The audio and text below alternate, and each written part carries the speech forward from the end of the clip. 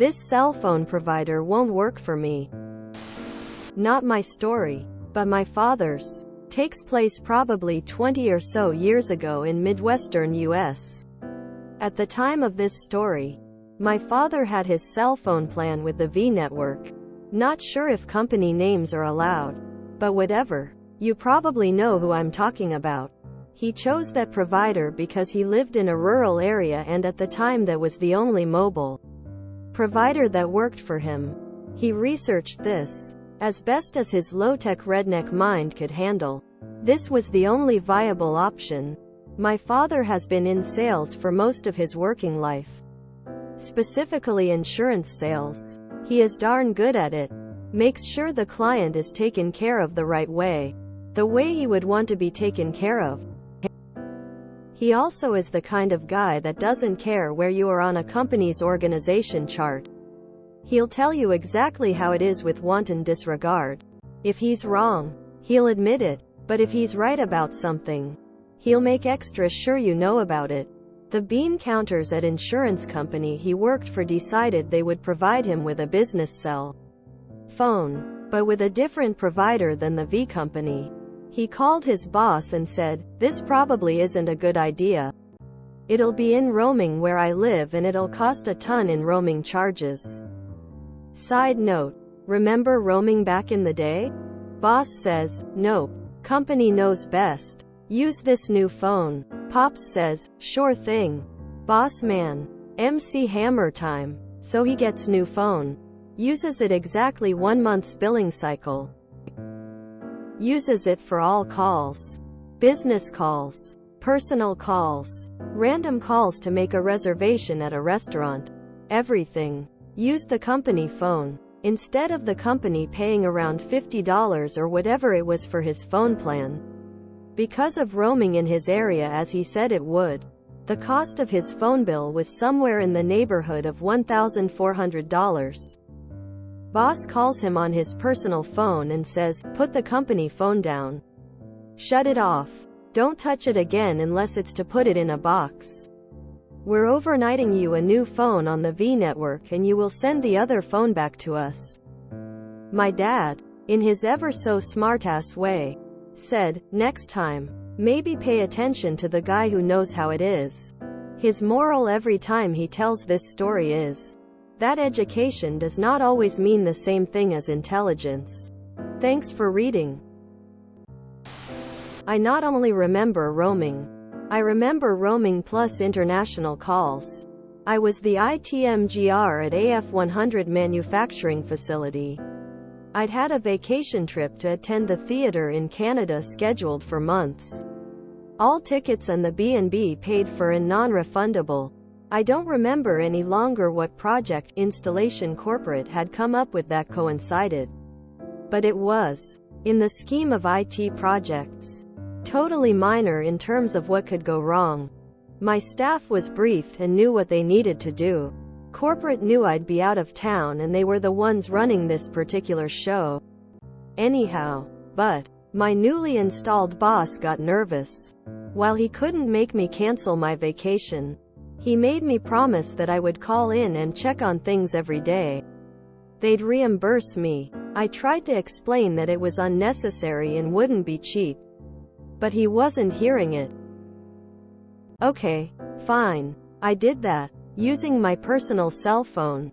Every day, after my matinee performance, I called in to be told that everything was fine. This was early cell phone days. I'd only recently upgraded to something other than the luggable I had to detach from my car and carry around like a boombox. The fees were horrendous. They'd have almost been better off reimbursing me for all of my tickets and the B&B. When I returned, I submitted my bill and he was absolutely floored by it. He vacationed in Canada on occasion and called home. He knew that long distance wasn't that expensive. Why did I have to use my cell phone? How could I expect them to cover this when I could have used a landline so much cheaper? In return, I asked him to explain what landline he expected me to use. Was I supposed to ask my B&B host to use their house phone and send me a copy of their bill so that I could highlight my usage and send them reimbursement after the fact, trusting that I would do so, of course, and being okay with me and our company having a record of all of the calls they had made during the month, because all I could do was go through their call list, highlighting my own. He hemmed, he hawed, he paid the bill, and he never again required me to stay in daily contact while on vacation. In short, he trusted me to know what I was doing. Honestly, if this project had been so large and involved that I absolutely needed to be on top of it daily, I wouldn't have left. But it wasn't. I did. And they could bloody well pay the price for not trusting me that it would be fine. Edit. I had a period where a question mark should have been, grammatically speaking, and it was driving me crazy. Although, I just realized that editing it doesn't really make me any less crazy. Just in a way I'm more comfortable with, I guess. Sorry. Your dad wasn't so redneck, was he? Can ya hear me now? I didn't realize USA is so big you've to roam inside your own country lol. In 2003 we bought our house. We had existing cell phones on a specific carrier that we had used for years. Guess where the dead zone was for that carrier? We had never thought to check the coverage in the new house before we signed everything and were celebrating in the living room and wanted to call the parents to spread the good news. We switched to the competing provider. It was less expensive than buying a different house. A swallow carrying a coconut? It could grip it by the husk. It's not a question of where he grips it. It's a simple question of weight ratios. Ah, bummer. This cell phone provider simply won't cut it for me. Their service leaves much to be desired. Face with rolling eyes. But hey, did you know that ostriches can run faster than horses? Mind-blowing, right? Woman running horse. Let's go for the unconventional and switch to carrier pigeons. Dove, it's time to embrace the avian revolution. Open mouth smile. I live in a hilly area, and when I first tried to get a cell phone, all the major carriers had dead zones around my house. At that time, they offered 1-month trials. So I actually tried phones from each of them and confirmed no reception at my house. This made having a cell phone pointless.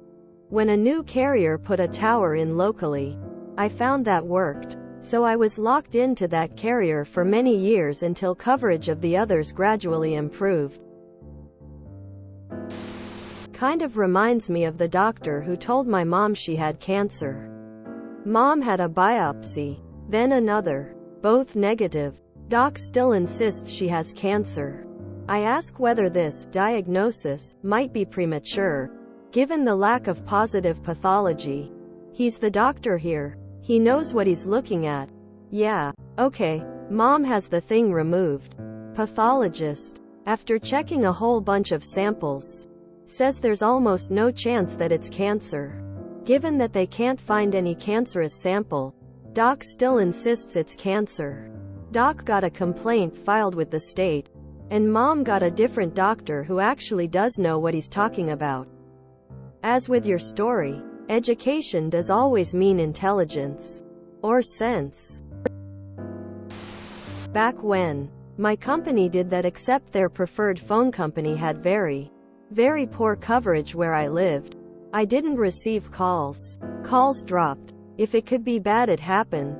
A month later I had a new phone with my recommended phone company. The experts were wrong. Noticeably wrong. I believe the malicious compliance. But I don't believe that there's any such thing as a successful salesman that takes care of the client. Maybe things were different over 20 years ago. I literally was in insurance sales about a decade ago, and the only people who made it were the ones ignoring law, fudging the paperwork, lying to the clients, and viciously exploiting them for every dollar for coverage they did not need. I knew one nice guy in the whole office that lasted more than the probationary period. Aside from myself. And he was a Vietnam vet who had PTSD and multiple neurological issues from exposure to Agent Orange. And could never had made enough money to get by without his additional various military pensions. What was needed was a plan with a rebate paid to the user. Hammer time. I love that. Company names are a joke. Unless you're currently working for the company and don't want them to find out that you're talking about them. You're welcome to use real company names. People just think it's funny to pretend like they're hiding it. If you enjoyed this video, please check out our playlists full of similar content. Epic Aircast is like doom scrolling for your ears. Please like, share, and subscribe.